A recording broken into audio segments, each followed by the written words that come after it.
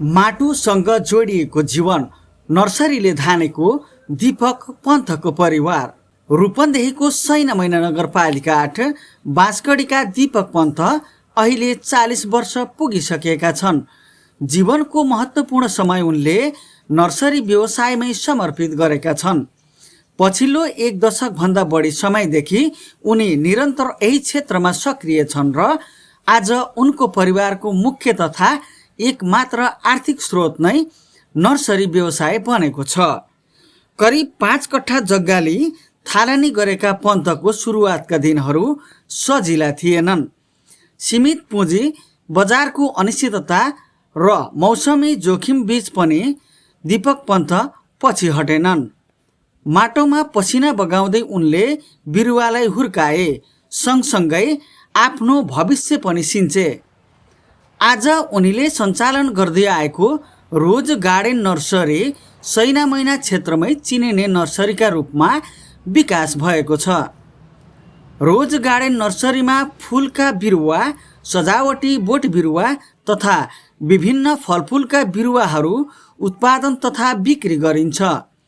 स्थानीय ग्राहकसँगै वरपरका नगर तथा गाउँसम्म उनका बिरुवाको माग बढ्दो छ। यही व्यवसायबाट उनले आफ्ना छोराछोरीको शिक्षा, घर परिवारको खर्च र दैनिक जीवन सहज रूपमा चलाउँदै आएका छन्। दीपक पन्त भन्दछन्, नर्सरी मेरो पेसा मात्र होइन, परिवारको जीवन हो। यसले हामीलाई आत्मनिर्भर बनाएको छ। 40 वर्षको उमेरमा पनि उनी बिहानैदेखि साँझसम्म नर्सरीमै खटिन्छन्।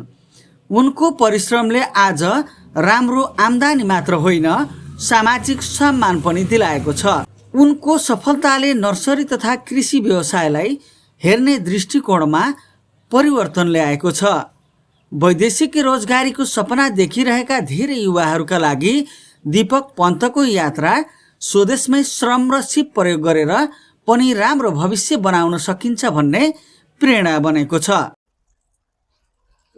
हजुर, नेपालमै हुनुभएका जो अलि युवा वर्गहरू हुनुहुन्छ, उहाँहरूलाई चाहिँ म के सल्लाह दिन चाहन्छु भने, यदि हजुरहरूले पनि नेपालमै बसेर केही गर्छु, कृषिमा केही काम गर्छु भनेर यदि गर्न चाहनुहुन्छ भने हजुरहरू पनि कृषिमा एकदम राम्रोसँग गर्न सक्नुहुन्छ। यो मात्रै नभएर मैले नर्सरी गरेछु भने हजुरहरूले खेतीपाती जस्तै लहरे बाली भयो, जस्तै तरकारी बाली भयो, पुष्प खेतीहरू भयो, अनेक तपाईँको धेरै प्रक्रियाहरू छ, धेरै बाटोहरू छ।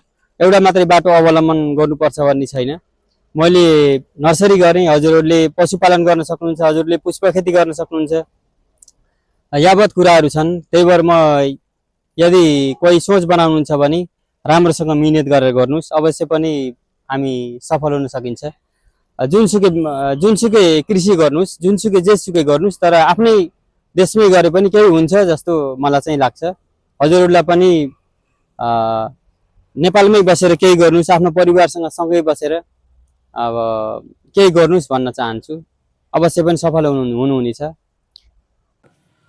माटो, मेहनत र मनको मेलले बनेको यो कथा दीपक पन्तको मात्र होइन, सम्भावनाले भरिएको कृषि उद्यमीको कथा हो।